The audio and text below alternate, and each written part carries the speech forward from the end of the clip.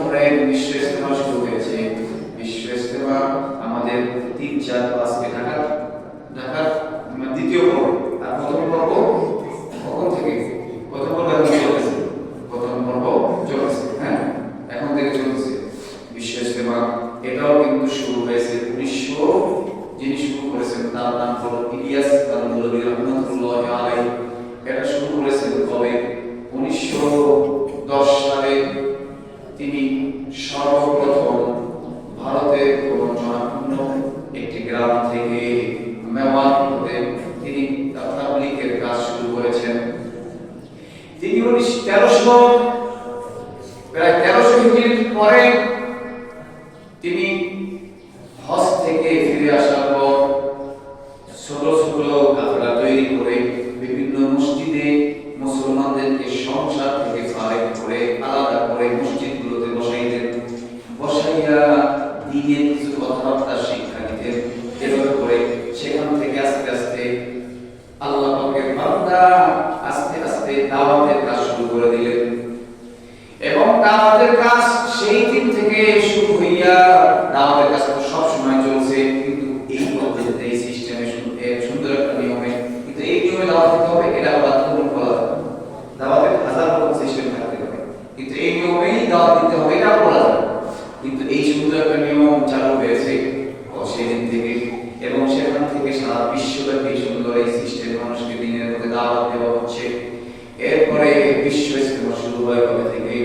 বাংলাদেশে সর্বপ্রথম কাকরাইলে যখন বিশ্ব ইজতেমা হয় বাংলাদেশে তাবলীগ শুরু হয় 1944 সাল থেকে।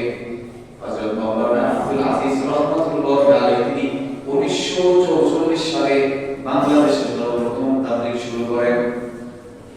আর 1946 সালে কাকরাইলে কাকরাইল মসজিদে সর্বপ্রথম বিশ্ব ইজতেমা শুরু হয়। আর 1948 সালে কাকরাইল থেকে চলে গিয়া চট্টগ্রাম হাজি ক্যাম্পে ওখানে বিশ্ব ইজতেমা হয়। এরপরে 1958 সালে সিদ্ধিরগঞ্জে বিশ্ব ইজতেমা হয়। এরপরে 1965 সালে টঙ্গী এক জায়গায় বিশ্ব ইজতেমা শুরু হয়। এরপরে এই বর্তমান জায়গায় 1966 সাল থেকে আজ পর্যন্ত 160 একর জমির উপরে বিশ্ব ইজতেমা চলতেছে। আল্লাহু আকবার। এই বিশ্ব ইজতেমা বাংলাদেশে কিভাবে আসলো? মুরব্বীরা তাবলীগের যে সমস্ত মুরব্বী ছিলেন তারা বৈঠক করেছেন, পরামর্শ করেছেন কোন দেশে বিশ্ব ইজতেমা ফেলানো যায়। তারা পরামর্শ করে সিদ্ধান্তে উপনীত হতে পারেন নাই। তারপরে লটারির ব্যবস্থা করা হয়। লটারির মাধ্যমে লটারিতে বাংলাদেশের নাম উঠে আসে, বলেন আলহামদুলিল্লাহ। পরে অনেকে তাবলীগ করেন না, ঠিক আছে, তাবলীগ করা ফরজ না, ফরজ মানে ওই পদ্ধতিতে তাবলীগ, একই পদ্ধতিতে তাবলীগ করতে হবে এটা বলতে হবে। তাবলীগ ফরজ, দ্বীনে দাওয়াত দেওয়া এটা জরুরি, কিন্তু ওই পদ্ধতিতেই করতে হবে এটা জরুরি না, কিন্তু খোলাসা করে দিচ্ছি। কিন্তু কোন দ্বীনের কাজ যদি কেউ শুরু করে সেই কাজের বিরোধিতা করা কিন্তু হারাম। দ্বীনের কাজের বিরোধিতা করা হালাল না হারাম? দ্বীনের কাজের বিরোধিতা করা হারাম। আল্লাহ পাক রব্বুল আলামিন সূরা মায়েদা ভিতরে বলেছেন, তাআওয়ানু আলাল বিররি ওয়াত তাকওয়া ওয়া লা তাআওয়ানু আলাল ইসমি ওয়াল উদওয়ান। তোমরা নেকির কাজে একে অপরকে সাহায্যকারী হও। তাআওয়ানু আলাল বিররি ওয়াত তাকওয়া ওয়া লা তাআওয়ানু আলাল ইসমি ওয়াল উদওয়ান। গুনাহের কাজে এবং শত্রুতার কাজে একে অপরকে সাহায্য করো না। তার মানে কোন আল্লাহর বান্দা 3 দিনের জন্য যখন রওনা হয়, 3 দিন গিয়া সে কি সেখানে কি করে? সে মানুষকে বলে আসেন নামাজের দিকে আসেন। নামাজের দিকে আসার কথা বলার অর্থ কি? সে নিজে নামাজ পড়ে না, সে নিজেও পড়ে, নিজেও নামাজ আদায় করে, অন্যকেও নামাজের কথা বলে, আবার নিজে গিয়ে কোরআন মশক করে, 3 দিন সূরা কেরাত মশক করে। এই যে ভালো কাজ, এই ভালো কাজের বিরোধিতা করা যাবে? কথা বলো, বিরোধিতা করা যাবে না, বরং সাহায্য সহযোগিতা করতে হবে। একদিনের জন্য যদি আপনি তাবলীগে না যান, আল্লাহ পাক রব্বুল আলামিন গুনাহ দেখবেন না।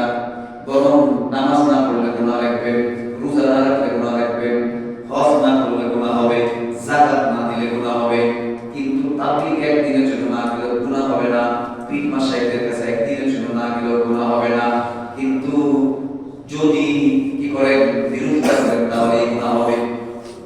কারণ হলো আপনি নিজে তো ভালো কাজ করলেন না, আপনি মুসলমান হইয়া দাওয়াতের কাজ ওই পদ্ধতিতে আপনার ভালো লাগে না, কিন্তু অন্য পদ্ধতি যেই পদ্ধতি হোক দাওয়াত আপনাকে দিতে হবে। যেহেতু আল্লাহ রাসূল বলেছেন আমার কাছ থেকে একটি আয়াত হলেও পৌঁছায়া দাও।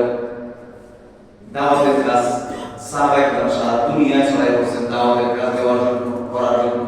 আমি আপনি এমনও মানুষ আছি সারা মাস চলে যায় নিজের সন্তানকে একবার নামাজের কথা বলে নাই, কিন্তু প্রাইভেট পড়ার জন্য সন্তানকে ঠিকই ফিরাইছে, মাসে প্রহার করেছে। সন্তান স্কুলে পাঠানোর জন্য অনেক সময় খানা বন্ধ করে দিয়েছে, তোকে খানা দিব না, কিন্তু নামাজ পড়াবার জন্য আল্লাহ বান্দা একবার বলে নাই, কিন্তু বিরোধীরা আবার ঠিক মতো আছে। তাবলীগ করার বন্ধ, আবার অনলাইন করার বন্ধ। আরে আল্লাহর বান্দা তুমি ভালো কাজ করো না, তুমি তাদেরকে সাহায্য করো, সহযোগিতা করো, দোয়া করো, সেখানে যাওয়ার দরকার নেই, তুমি নিজে আরেকটা ভালো একটা সংগঠন তৈরি করো।